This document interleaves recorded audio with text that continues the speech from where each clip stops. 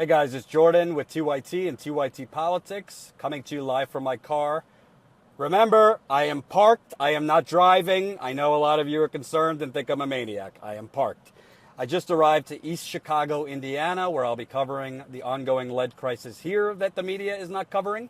It's another poor black community that has been decimated by Republican and Democrat policy that has forgotten they're human beings.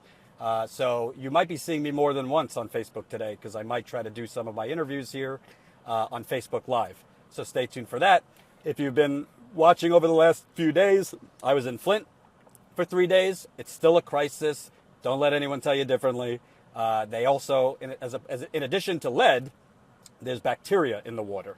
And Rick Snyder, the governor of Michigan, and his cronies are not even testing that thoroughly for bacteria. It's taking private investigators and private lead inspection to find the bacteria in the water. They've said, oh, it's safe now to bathe. You got children bathing in waters and taking shower in bacteria. They also have been saying it's safe to drink the water with a filter, a government-issued filter. You going to trust your child putting a flimsy filter in the sink faucet that it's going to catch lead and bacteria? Good luck with that. It's a humanitarian crisis, and it's also kind of murder that the government is perpetrating on its people. So check out my videos, youtube.com/TYT Politics. There's a bunch of Flint videos up. We'll be issuing out more. I plan on going back to Flint as well. I want to be there longer than 3 days because it deserves a lot more coverage. But I wanted to do a video on, I always try to get across the point that do I think Republicans are worse than Democrats in most areas? I do. I don't look at the world black and white, but certainly on social issues, the Republicans are worse. And on, I think, economic issues, they're worse. However, the mainstream media paints it as Democrats, they just let Democrats feed their platitudes and bullshit, where Democrats have been complicit in a lot of these issues with the lead. And a lot of Democratic policies, presidential, governor, state, local, have also been served as, a light and a fuel to the fire. And I have an example here. So before I get to Bill Clinton, I want to put a disclaimer. I'm not blaming Bill Clinton directly for the Flint water crisis. There is no direct connection. Rick Snyder is the responsible party, period.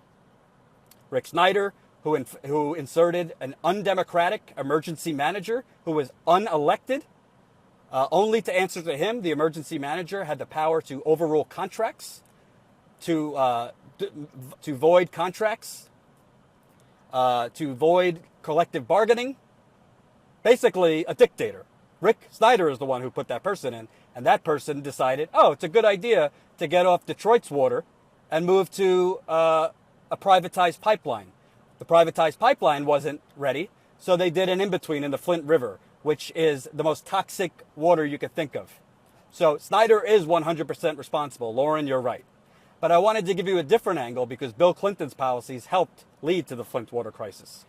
I read a great article this morning. It's from JacobinMag.com. So that's JACOBIN mag.com. And the headline, I'll put the link in the video. Neoliberalism's deadly experiment. The water crisis in Michigan is also intertwined with the subprime mortgage meltdown, which is closely related to financial deregulation.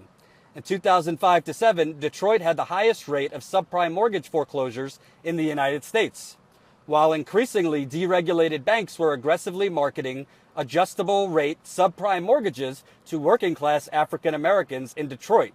They were also selling risky financial instruments to the city government.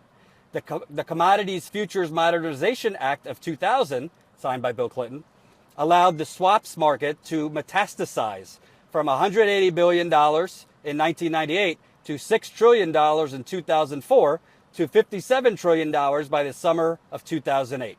What they're talking about with the swaps market is what the banks did. They sold off their investments in the mortgages, sold it off to investors, and then they went out and bet against the mortgages, that the mortgages would fail. So they basically bet against their own investors that they sold the crappy mortgages to. That's what Goldman Sachs did and all of them. In 2005, during this wild, wild west period for predatory lenders, Detroit entered into a $1.4 billion deal with UBS, AG, and Merrill Lynch Capital Service, later acquired by Bank of America. The deal included 2 layers of speculative financial instruments, one of which was an interest rate swap to fund Detroit's water and sewage department. The swap deal constituted a bet that interest rates would rise. After interest rates plummeted as a result of the 2008 crash, Detroit Water and Sewage Department was forced to pay $537 million in swap termination payment to banks. In order to pay the termination fees, Detroit Water and Sewage Department increased water rates and took out $489 million in further bond debt in 2012. That year, Bloomberg reported that, quote, debt service had climbed to more than 40% of revenue at Detroit Water Sewage Department. As a result, nearly half of Detroiters' water payments were going to pay debt service to banks, inflated by the bank's predatory swap deal. In April 2013, ongoing Detroit Water Sewage Department rate increases provided a public rationale for Flint's emergency manager, Ed Kurtz, to switch from the Detroit Water Sewage Department to the Flint River, although the actual reasons remain murky. So let me explain that so you understand. Why was the city of Detroit allowed to engage in speculative investments with investment banks? And why were those investment banks speculative investment where they could bet against the housing market? Why were they allowed to do that? Because Bill Clinton repealed Glass Steagall. Bill Clinton repealed Glass Steagall in 1999, which for 60 years, I believe, was the hallmark of banking regulation in America. It separated commercial banks and investment banks. So the two couldn't work together.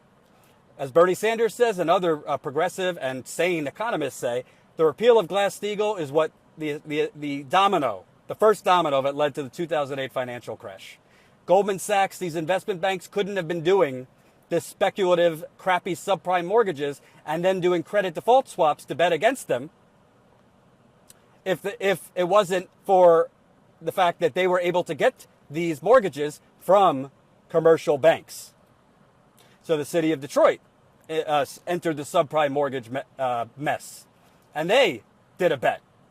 In 2005, Detroit entered into a $1.4 billion deal with UBS, AG, and Merrill Lynch. The deal includes 2 layers of speculative financial instruments, one of which was an interest rate swap. The swap deal constituted a bet that interest rates would rise. Well, they didn't think interest rates would rise. Oh, they thought interest rates would rise.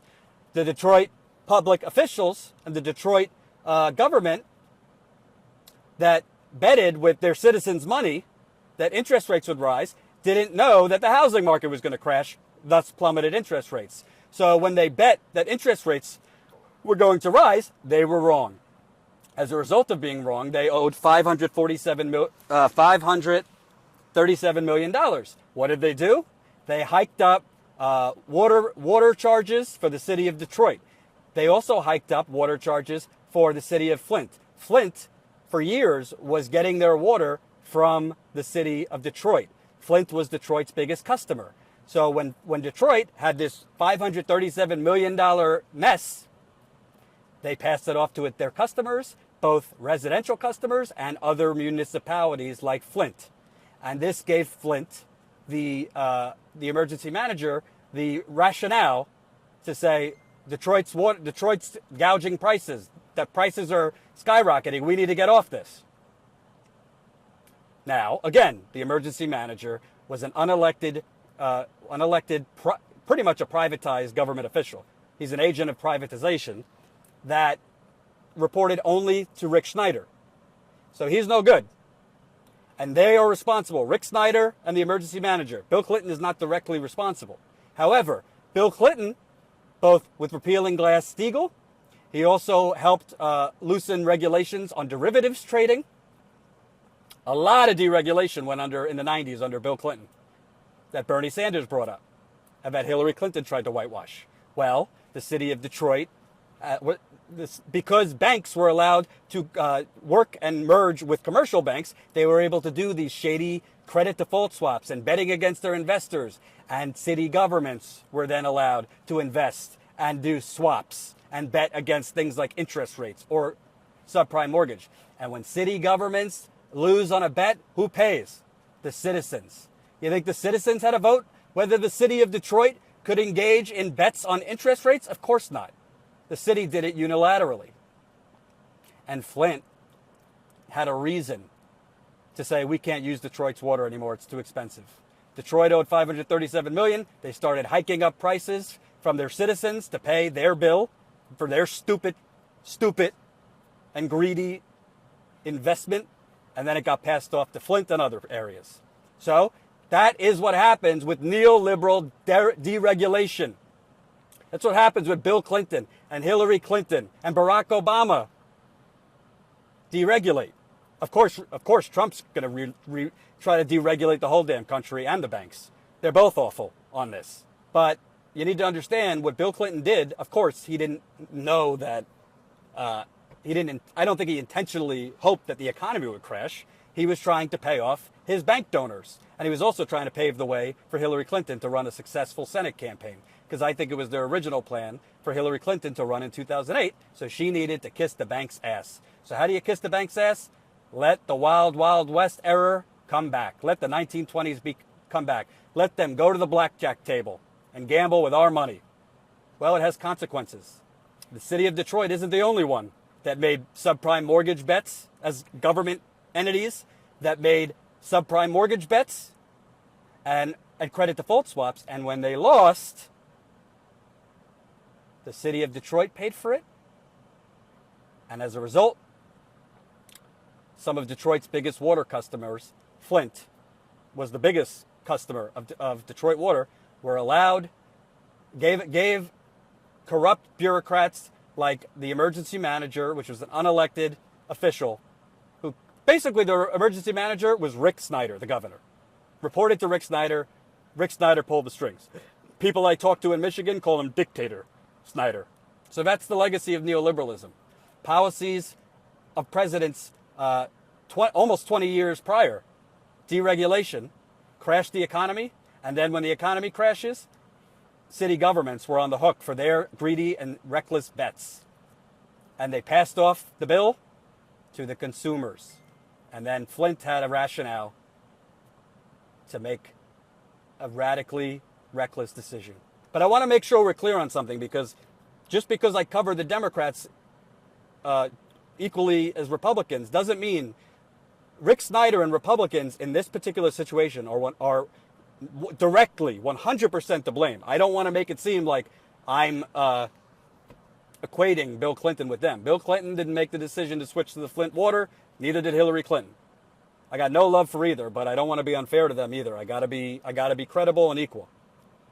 But his policies of deregulation, of getting rid of Glass Steagall, allowed commercial banks to pass off mortgages to investment banks and then let investment banks go wild. Jenny, no, we can't take these people out. Nonviolent activism. We don't want to be violent. So I'm going to put this, when we put this video up on YouTube, I'm going to put the link for this article. It's a terrific article. There's also consequences that Bill Clinton's welfare reform had. People's water bills went up. People lost their welfare, so they couldn't afford to pay their water bills in Detroit and cities like Flint. So there's consequences to these actions. Again, youtube.com/TYTpolitics. Stay tuned for more. I'm going to do some reporting in East Chicago, Indiana today. I'm going to try to do some of it on YouTube Live. I know it's late in the year, not as many people on the computer, but I hope you can share this video, and I hope you will watch my videos on the TYT Politics from Flint and East Chicago. Have a great day, guys.